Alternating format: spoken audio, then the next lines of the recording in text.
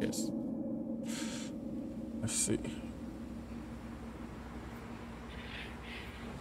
A lot of people know me as Bruno Dickums. I've been a porn star for about 12 years. What? I created my own website. What's his name? Skin, baby. Skin to win. We shot reality type porn.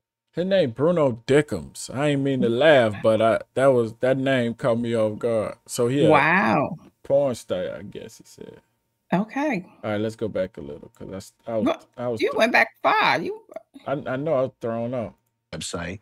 You gotta show us some skin, baby. Skin to win. We shot reality type porn. I followed around artists in the underground scene. Me meeting a lot of artists, you know, I decided that I wanted to manage some of these artists because I saw a lot of potential. You know, I was going to a lot of the shows, and there was one guy that was starting to make a little noise in South Florida. I didn't know who he was. And everybody around me was like, it's the kid we were telling you about, X, you know? He's like coming up in the scene. We weren't on the level that he was on. It was him and Ski on a particular level, and it was our job to help that grow and formulate. He started off by networking with artists that was already running the South Florida underground scene. Wi-Fi was one of those people that already was up there. Rob was another one, he was already up there. So he was on the underground scene. I just saw his energy. Like, it's hard to explain. Like, just his presence, like, he could make noise in the room and not even speak. These kids, man, they looked like they were ready to die for the job. It was already XXXTentacion. The way he got that name, he came up with that name was his, you know, infatuation with porn. So once he heard, there's this porn star that shoots. Wait, so he had an obsession with porn? Is that what he said? Yeah, so that's why his name was XXX. So okay, well then you asked that. You asked where did that name come from? So that made But that just does that explain the whole is XXX? What they got to do? Okay, let me listen. It's porn with underground artists. He's like, oh, this is the guy I gotta meet. So I think he was living with his grandma. And he started coming over more than he was supposed to. So I was like, you come in here a lot. And I wake up in the morning, you sleep on the couch. I'm like, hey, man, you don't live here. Like, it's like, bro, where I'm at, man, I'm going crazy. Like, I need to be somewhere else. Like, please let me move in. I was like, all right, I'll officially be your manager. You can move in. When I started managing Ski, too. Yeah, baby, throw that ass back on the tricycle, baby. When he was able to stay at Bruno's, I think he was able to hone in on his artistry, like the screamo type distorted beat. No one was delivering like him, you feel me? But this is like one of the first times we've seen Ja yell at the mic. The porn girls in the house was going in here like, what the fuck is wrong with this nigga, dog? We were literally living in a porn house. We would see crazy shit every day. And then the rages at the concerts, like all the energy just mashed. We were living it. I think that's when things started picking up for him because he started making better songs because he was able to jump into that character, if you know what I mean. And on top of that, he was doing a lot of shit. Like he was beating niggas up on camera and shit. Hey, Periscope. So we got a very, very, very, very extra interesting story today. So basically, this nigga that owes us some cash pulled up to the crib, and he thinks we're cool with him. So my manager was letting him kick it in there. But basically, I'm about to just beat this nigga's ass, and you guys get to watch it firsthand. Oh, no. If anybody fucked with X's friends, X is gonna deal with it. The kid he beats up in the bathroom was somebody that owed me money. And I told the kid, man, if you can't pay me the $500, we're gonna have to fight this out. We're gonna have to record this for my website. Are you cool with it? He agreed with it. X pulls up. He's like, where's he at? We need to shoot this scene. I was like, he's in the house, but we're doing this scene tomorrow. So please, can we just wait? Because I know if you go and try to fight him now, this scene's not gonna happen, you know?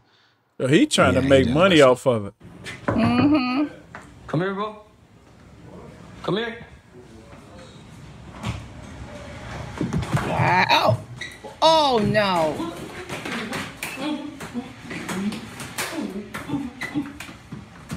Honestly, there would be times where I'd be like, what the fuck is wrong with this guy? There's something not right with this guy. That's when people didn't really want to be around Ja. To be completely honest, a lot of people that was around Ja didn't want to be around Ja before Ja got onto shit. People hated Ja, to be completely real.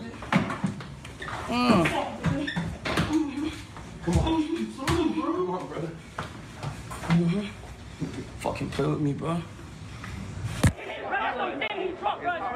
He was a small dude, but he had a very loud Napoleon complex to him. I was always the person that people would be coming to calm Jose down. I basically was always the one that looked him in the face. And I'm just like, I'm here, bro. And I'm gonna be here for you. And I think I was one of the first people to really do that for him and show him that I'm gonna love you either way. That's why he really loved me and felt like I was one of his really true best friends, because no matter what crazy shit Ja did, I had to look him in the eye and hug him and tell him I loved him for him to understand that you're gonna get better. Ja hated himself at one point, and a lot of points. What do you think the things that he struggled with, like, what are some of the things that he struggled with? Emotions. I feel like he hated his own anger, you know what I mean? And he was trying to learn how to control his emotions, basically, and not let them get the best of him. That was really just his biggest battle, himself. Yeah, but really, can you control that stuff without help? You probably need medicine. I think some people might be against medicine, but maybe some people need the medicine. Like, it's like, what can you do to fight bipolar or depression or anger without, I ain't talking about drugs that you know what I'm saying? Right. But real stuff that's, I don't know. Yeah, because I was one of those parents who was like, I'm not giving my kids, I don't care what people, I want to put my kid on these drugs. Right. These, but now when you see kids or adults who should have been helped a long time ago, you second guess that, because if it can truly help, why would I hinder my child from getting that medicine that they need? And I wish his mother would have done that early on. Yeah, and we don't know if it would have helped, but it might have. It might have. It might have took away, like, could help him. Like he said, he want to be the one to control it. Maybe he needed some help. He needed help controlling it. I mean, because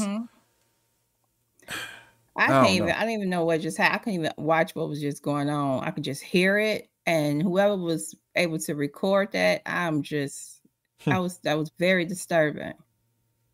Very. Some people love watching. Like, some people love watching people crash out. Like, this person is struggling or sick, but you watching it. Out, because what about the person that he was actually beating? The other dude wanted. Well, if you he wasn't prepared for that fight. I think he said he was going to prepare. Right. That's my point. He wanted to make more fair fight. He kind of caught him off guard and then just kind of went for it.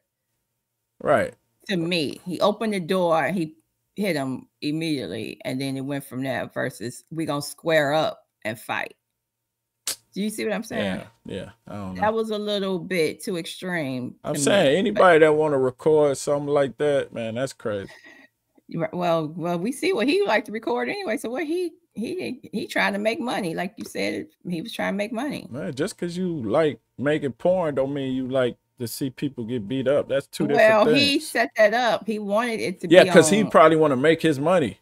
He like, let you and him fight on camera, and then I can make money off of that. That's still messed up. Don't get me wrong. It's messed up, but still, hey. Yeah, it's messed up. I just said he was trying to make money. It's messed up all around. It took a series of things for Ja to get the way he was. I mean, Ja used to tell me he used to see his mom get beat up when he was younger or some shit like that, Cleo. His dad tried to put his hands on me a few times. It didn't work out well. I didn't call the cops on him because where I'm from, that's also taboo. But I hauled ass real quick. I wasn't about to be nobody's, That's good. My story don't go like that. We're Jamaicans, so we're used to ass whoopings. Like, we get our ass beat, like, with hoses and 2x4s and you name it. And so it's passed on from generation to generation. 2x4s. I don't know if his dad beaten him with anything crazy, but he would snuff him and he would, like, beat him if he would tell him to study his timetables, if he would get something wrong. So whenever he would get in problems at school, Dad would come give him a whooping, a good one. But he wasn't abusive. I wouldn't say he was abusive or anything like that.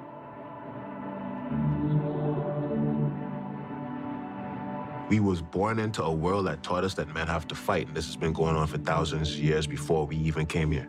So if this is the way the world works, our parents, big brothers, big cousins don't want us to be at a disadvantage. So when my big cousins used to be beating my ass as a kid, they was training me to not get my ass beat as an adult. Same on this end. So at the same time, it's like, it might affect us negatively, personally, but generally, you feel me? Generally, it protects us. It's like your weapon can also be the same thing that kills you. Very true. Yeah, but that's what? Very true. He talking about they beat his. Nah, that ain't how it go. I mean, I could see if he said they taught me how to fight, but beating my butt, like, come on, right? Like, come on, right. Now, that's crazy. That and the other dude was like, yeah, right. Like, nah, come on, man, that ain't how it is. I didn't. Right. I don't. My family. That's not how it worked in my family. Where people, the men, the boys were just being right. I'm saying most people learn how to fight good by getting into fights, not getting beat up by your cousins. Right. Unless he didn't mean it the way he said it. Maybe he meant they taught me how to fight and they told me how to protect myself. That's different from saying they beat my butt so I wouldn't get my butt beat when I'm older. Come on now. I don't agree with that. I don't know. If you got fear, it's hard to be angry. If you got someone that you're scared of in your life, it's real hard to be angry. Dad got locked up when I was like 10. Who was out of fear? My mom? Was out of fear? Some stranger? I feared nobody. So my anger took control, and whenever anybody would do anything to me, I would act out on it. Fear left, so anger replaced it. Wow.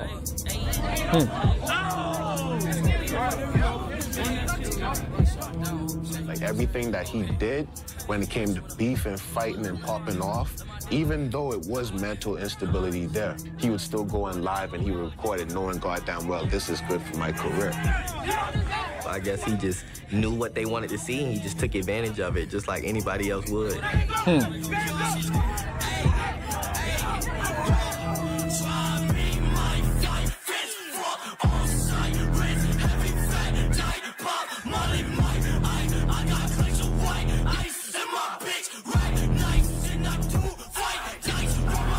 He said, I would do little things that I knew would get people's attention.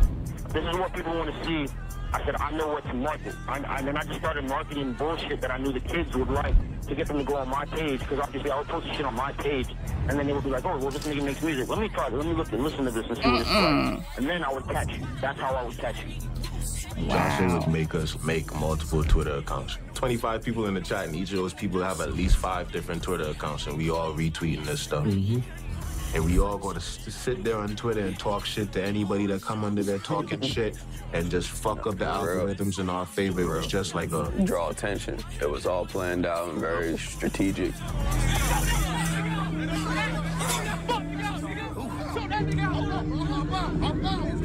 Stand up. Let him stand up. Stop the bar on this nigga, boy. Hands back up. No, that's gang shit. Fuck, nigga. All these people want to see is us destroy each other.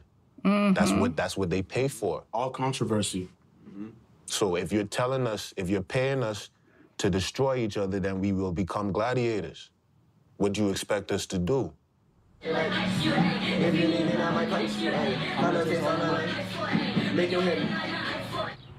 Oh, see if they fuck with that soft shit.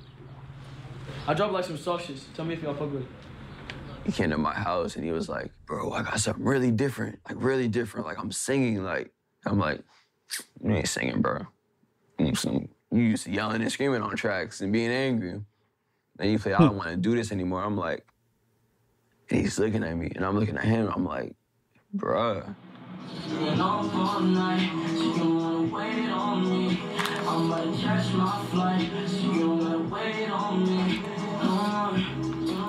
Wait, he's saying, bruh. Why wouldn't he be, as a friend, why wouldn't he be encouraging that? Yeah, right. Yeah, get your emotions out, your feelings out. Yeah. No, he kind of looking at him like. And the different, let's no, this is what people like. Let's go with this. Instead of really trying to help this dude grow. That's what I was just saying. He should be like, yes, let's try this. Get your feelings out a different way. Your emotions out a different way. Yeah. You just went from doing this hype rock rap shit to R&B. How did... And after that, I knew he was gonna be great. Once he made that song, I was like, he can do it all now. Okay. He was just surprised. He wasn't trying to stop him. There is no definition to my raps. Like, I'm versatile. If you give me the tools to make what the fuck I want, proper studio, proper engineering, even the people that will sit there and take their work very seriously, and like as far as the production, I'll be the greatest artist there possibly is. Really? Literally. The first time I went to one of his shows, I was amazed. There was kids lined up on the side of the stage with their sneakers to get autographs, and I was like, what is this? Is this my child? You know, and it was like a proud moment.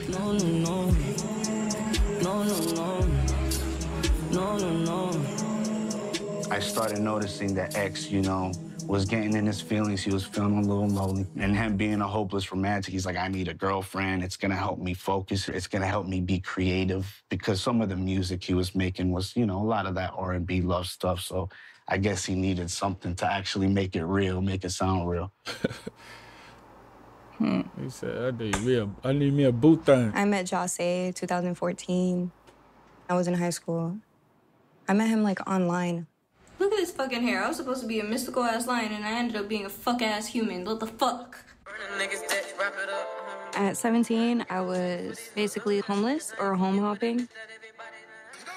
I was always getting like bullied. I was just always on the laptop basically and trying to like make friends online. I'd go on chat rooms and live through there. Look at what we have here. I would just try to keep myself happy through friends.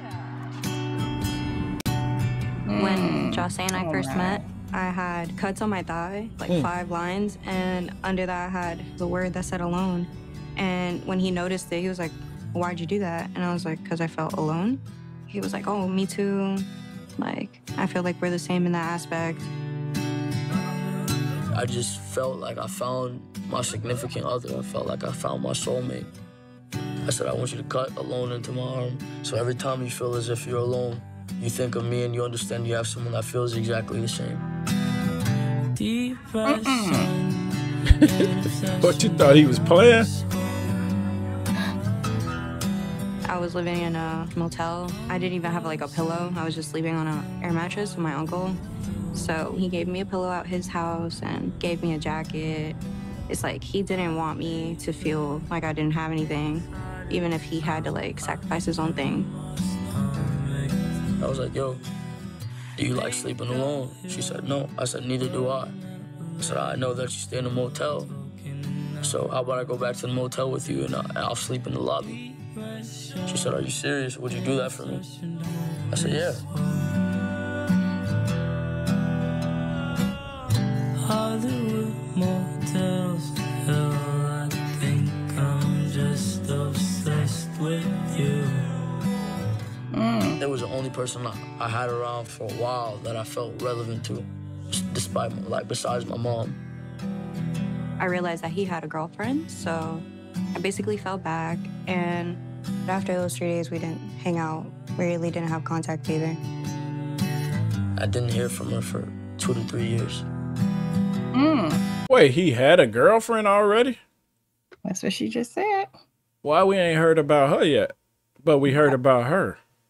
Well, maybe she, well, I don't know. I don't know. He was finna try to explain it. Yeah, I'm about to try to. When we met up again, I was 19. My best friend at the time, she invited me to a show. We're outside waiting to get into the venue, and I see him. He had like no shirt on. You know, it was like dark and steamy, and he locked eyes with me from across the room, and then he's like started walking up to me.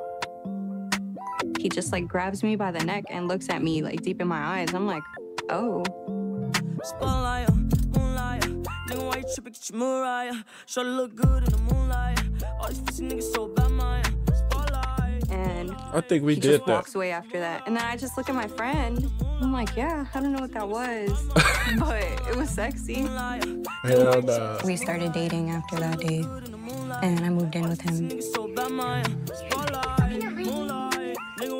He would post me on his Snapchats, and all my friends were hitting me up like, you date ex, and then he started like bringing me around places, and people would notice him, and like they just go crazy for him. I just didn't realize it. I didn't know. Go ahead. Go ahead. Let me see how weird you is. It was kind of a romantic feel in the beginning. It was a mesh between like always taking care of each other and trying to better ourselves. She tried to put her fucking finger in my mouth and got a bit on my mouth. Stop it, I'm gonna bite through that shit. You fuck ass nigga. Say sorry. I'm sorry. Sorry as fuck. Sorry as fuck. They stayed in this room most of the time. I barely saw them. But I just saw how the obsession wasn't healthy. When I moved in with y'all say, I was working at an animal hospital. I was getting paid $10 an hour. That was my first good paying job. Like a week later, he was like, we're not gonna drive you back and forth from Fort Lauderdale to North Miami every day. So you're gonna have to quit. You're fine anyway, like, I got you. And then I quit. I understood, like, off the bat, when he cared about something, it was impossible for you to, like, deter him from that. There was also a lot of miscommunication and jealousy, I'd say. Sorry. Sorry. You know, I was depressed somewhat when I was with him because I felt like he was like the only person that would give me love, and like I wouldn't find that anywhere else. So that's why like I continuously stayed. It had its good moments and bad moments, but mostly like I was lost. I didn't really know like what to do about it. Wow.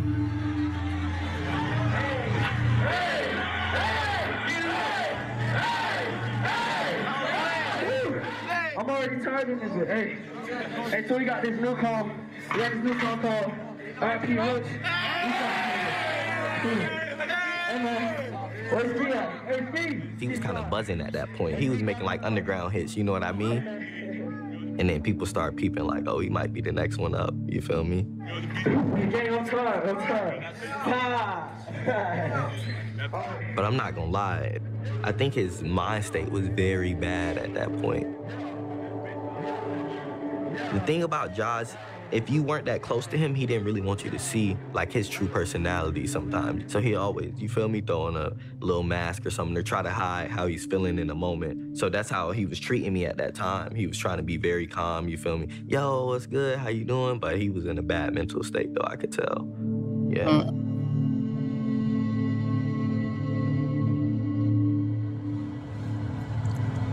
This is the first time I'm letting them see my hair.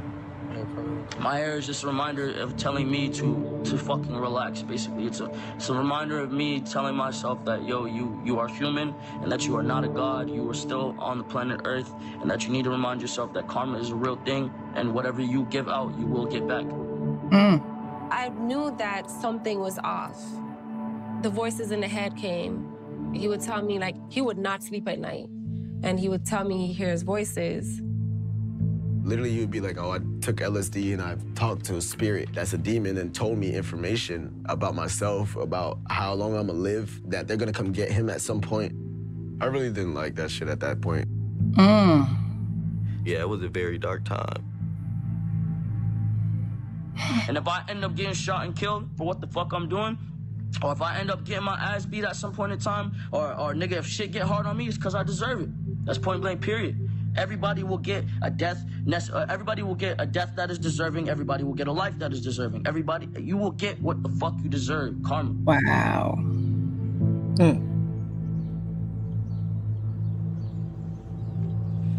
It's crazy how these people always talk about their death. They always talk about, I know it. He said demons came to him and told him. Well, what do you think about the girlfriend who pretty much said that she felt like she went to him. She wanted to be with him because they both they were so much alike and had the same issues, and felt like they kind of, I guess you could say, completed each other. You know, they were both looking for the same thing, but then at the same time, she also said she felt like she lost herself because maybe he wanted she had to give so much of herself, which she already didn't have a lot of, to help him. You get what I'm saying? Yeah. Because he became so obsessed and so that it then made her worse. It seemed like she just went. He probably was feeling a little better about having somebody, and she probably was feeling worse. And now she's like, I'm giving my all. Like I'm being drained. Not that he wasn't loving her back, but sometimes, like you said, it's hard to love some people. Like they love hard, and so you end up being like sucked. Right, and you can't leave because it's gonna be bad. Right, and then like you feel like I can't abandon it. Right, yeah, like that. That's how I was taking a relationship. But okay. Of 2016, when I met Jose, I was at the time dating Cade Moulton, which was his producer. Jose was about 18 at the time. Jose was not a monster. Like when I met him, he was very charming, very intelligent, empathetic in a sense. Like damn near surprised me. The first day I saw Geneva, when she came out, she was wearing a hoodie. She just wasn't making eye contact with anybody. She'd look up and just like go back down. She was literally just a shell of a person. Like there was just no expression. There was nothing. I felt like her soul was empty at the time. One day, Cade cracked a joke. Wait. So when she came after her? Or is this the girlfriend he had? No, I don't know. See, I don't know. She didn't say that for sure because she just said she was dating his producer, this girl. She used to date his producer. That's how she met XXX or Jose. She was dating, I'm guessing, this guy, the producer. And then she met. So I guess they were a couple while they were a couple. You get what I'm saying? Yeah. That's what I just got from that. When he did she came out, she was wearing a hoodie. Oh, she just wasn't making eye contact with anybody. She'd look up and just like go back down. She was literally just a shell of a person. Like there was just no expression. There was nothing. I felt like her soul was empty at the time.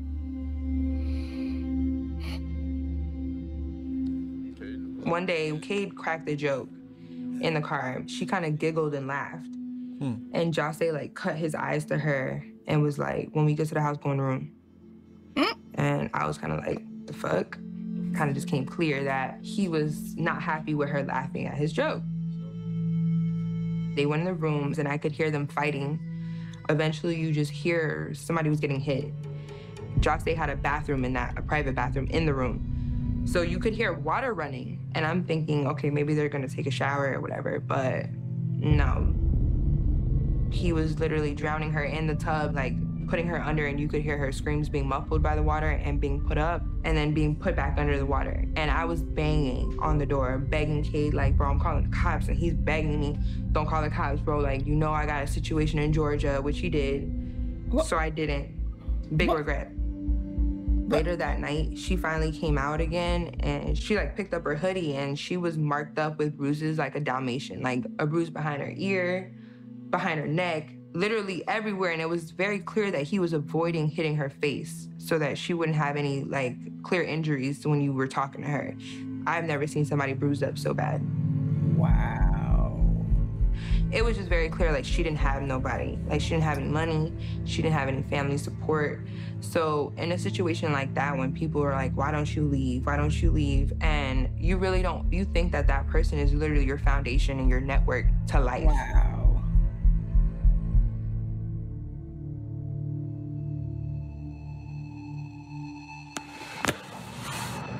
But in her case, it's like she probably feeling like, cause she know he go through stuff and she know that he battling with stuff, so he almost get a pass because she know how messed up he is and she know he don't mean it. And I'm pretty sure he apologized and he probably say like Ski Mask said, he hate his anger, he hate himself sometimes. We hear it all the time. When somebody do that, they apologize, they say, I'm sorry, you know, all that. Because you'd be like, why people stick around? Because especially if they feel like you need help, and if they leave you, you gonna. But like she also said, he probably put her in a position like she quit her job. She right, moved yeah, in. she got nowhere to go. She where to go. So a lot of times people put up with a lot of stuff because you have taken what little bit they might have, what little bit they did have for themselves. You've taken that. You cut off from your family, cut off from your everything. Yeah. She said, "Oh, I had me a so-called good paying job at $10 an hour." She felt like she was doing something. You stripped that from me. You took me from wherever she was living somewhere else because she couldn't keep traveling back and forth. So now you can't laugh at other people joke. You can't even, yeah, they strip you from everything. So now you feel like I have nothing else. Not so much that you feel so sorry for them. Now you feel. But sorry I'm for saying yourself. that add to You it, have, all that of course, together. but you have nothing. If they put you in that position, so now you may feel sorry for them, but you also depend, you need them at the same time. You think you do. Yeah. They make you think you do. Right. But, okay. Definitely feel like you do. My source of happiness in another person, which was a mistake initially, right? But she fell through on every occasion until now. Until I started fucking her up, man. Now she's scared. My brother's scared for her life, which I understand. You know what I done, people. All of them boys know. She know that. She's seen the shit. So she's scared. She thinks I'm gonna kill her. They all knew what was going on, and they were so caught up in his clout and having his respect. Right, they enabled all that. That's what he was saying. It was like the weight of that person, it was zero compared to their potential to make it with Jose. So there was just no incentive to step in. You know how you got that little voice in your head and it'd be like, yo, don't do that. I don't think he had that in certain moments, if you get what I'm saying. So he used to just be like, bro, niggas try me. All right, let's go. You feel me? So if you don't have that in your head, you kind of got to have somebody around you to be like, yo, bro, we good, bro. It's not that big of a deal. You feel me? Let's just vibe. And I don't think that was the thing. I don't really think he had that in Orlando.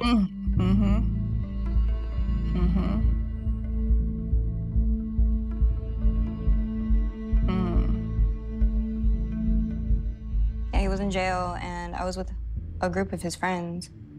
You know, they were like taking care of me and stuff until he got back.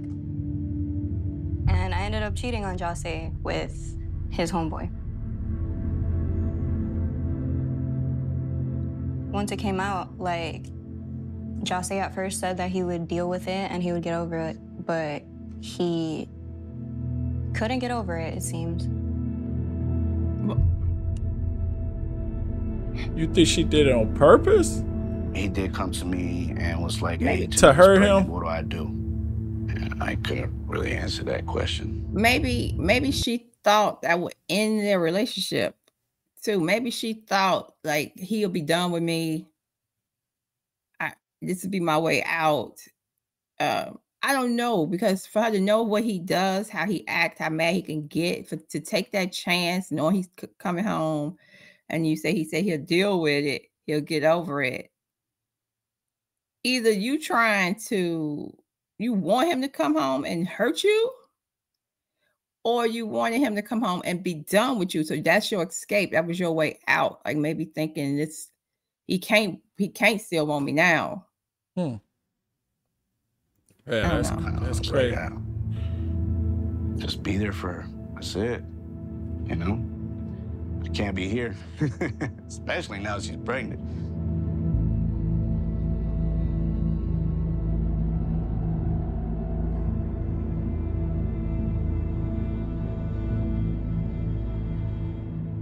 If I was there, I don't think it would have went that far. I don't think I would have left Geneva alone for a second with him. And that's what happened when she was attacked. She was left alone.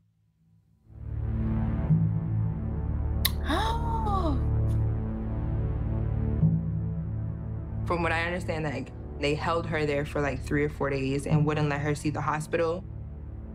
I remember when she said how she escaped, because I was like, how the fuck did you get out of that shit? Like, these people helping him do this stuff. Like, what the hell, man?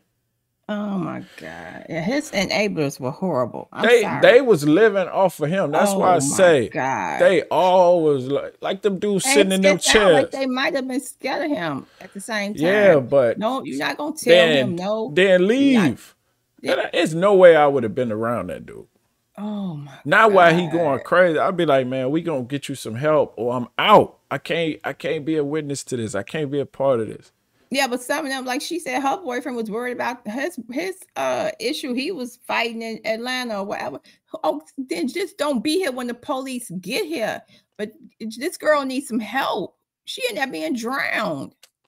So crazy, man. They sitting there talking about his fans was feeding off of negativity and him doing bad stuff, and we just going along with it. Yeah, like, they were the stupidest thing. And she opened up the fridge. So crazy. And kind of let that be a distraction. Like she was looking in the fridge, and she said she got on her fours and crawled out of the house while the fridge was still open and ran out. Wow. I had nowhere to run. I don't have any brothers. I don't have a father figure. Nobody was gonna come save me. I had to leave. I felt like it was gonna get worse. The first person I called when I ran away from the house was my ex-boyfriend, because literally besides my mom, that was like the only phone number I knew by heart. And he's seen my face and he's like, okay, this is crazy. I have to call my mom. His mother was like, she can't be with you because they're gonna think you did that. She literally drove me to the station. She was like, go, because you're not staying with us like that. I didn't want nobody to go to jail, but I didn't know what to do. I wasn't aware that that would all like crumble down onto him like that. Who else should it crumble down on? Right, what the hell? What do you mean? You gotta be fucking kidding me. Like, that's the first thing I thought. Like, you gotta be fucking kidding me. Like, like, you just gotta be fucking kidding me. Like, there was no other ways to think about it. You know, I knew he was a lot of things and get into a lot of shit, but that was new to me. That part was foreign to me. He ain't got no control. Well, you think he not gonna do that? Was. You know what I'm saying?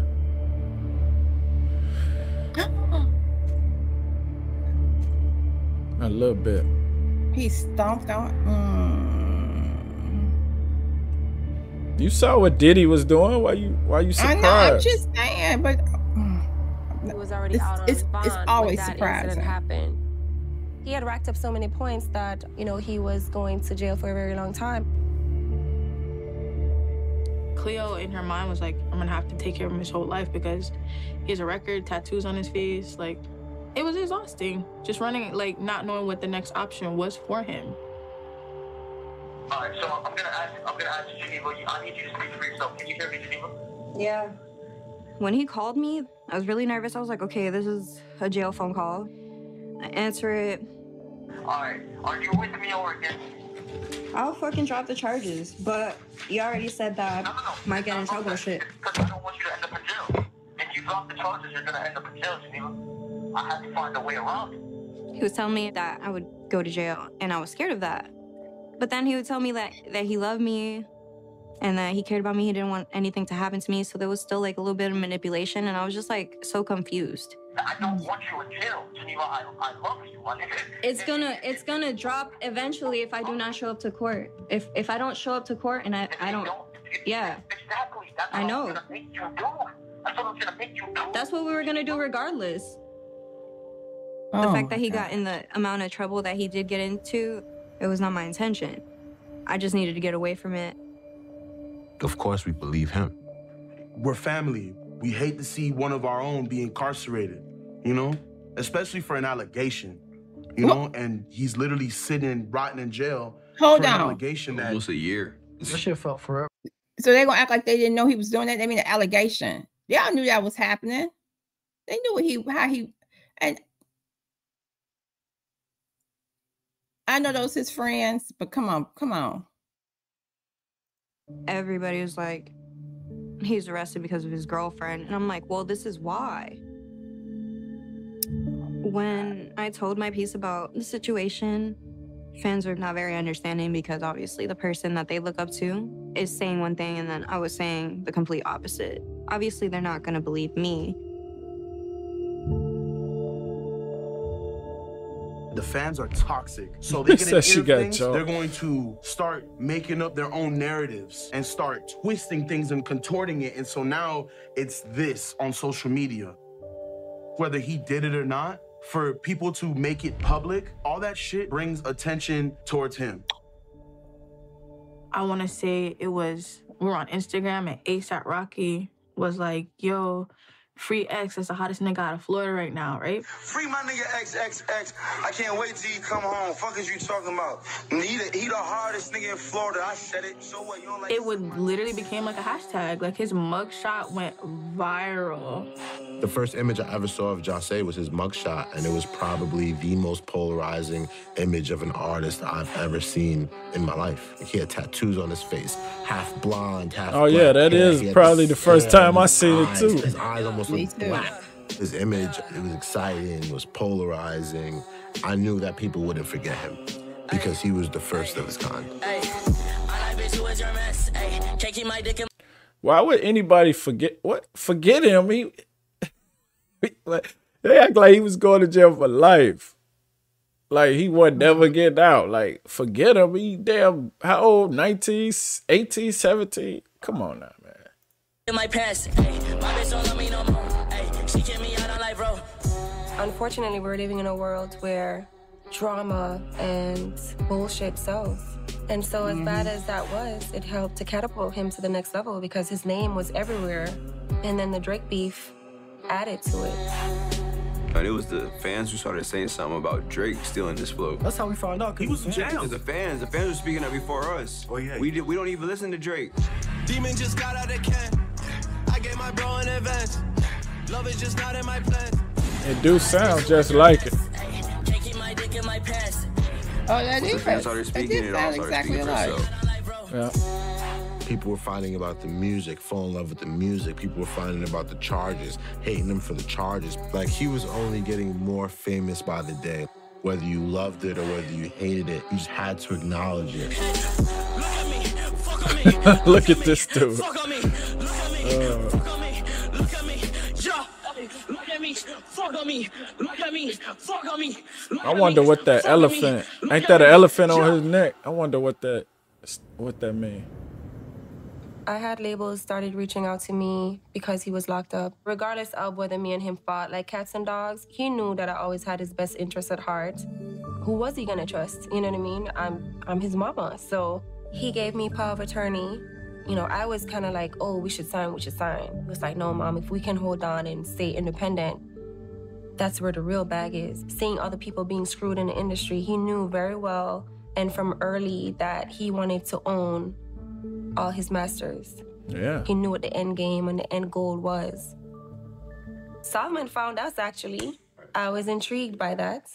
You know, I saw pictures of him, of course, but, like, I don't know, in my mind, like, I was expecting him to be, like a giant almost when I saw him. And then when I saw him behind the glass, it was just kind of crazy because he was a kid. All this craziness, and he's just a kid. Like, he had all the hope in the world, and you could see he was vulnerable. So at that point, I'm just like, yo, no matter what, I got this kid. I got him. We got our first deal while he was locked up. We got that $100 grand to license Look At Me to Empire, and it was off to the races from there. At the time where you came across Look At Me, are you aware of what had happened to make those numbers start jumping? No, I really didn't give a fuck, to be honest. That wasn't a concern to me. I just knew that the record was special, it was moving, and I just started chasing it. I think my first contact with him was Bob called me on three-way with him in prison. And we talked for a couple minutes, and he told me he had a couple other deals that he was looking at, so on and so forth. And he called me back with Bob on the phone. He said, I'm gonna do your deal. And I said, I don't understand. Why would you do our deal versus the other deal? And mind you, the other deal was like a traditional multi-album deal, large advance. I think the advance was like 1.5 million, he told me. My offer was like 100K for like 2 singles. And yeah, that sounds better. Why would you do my deal over the other deal? you're only like 18, bro. That's a lot of money. He said, because your deal makes me a partner and their deal makes me a slave. Right. That's true, man. I agree with X on that. Because 2 singles for $100K?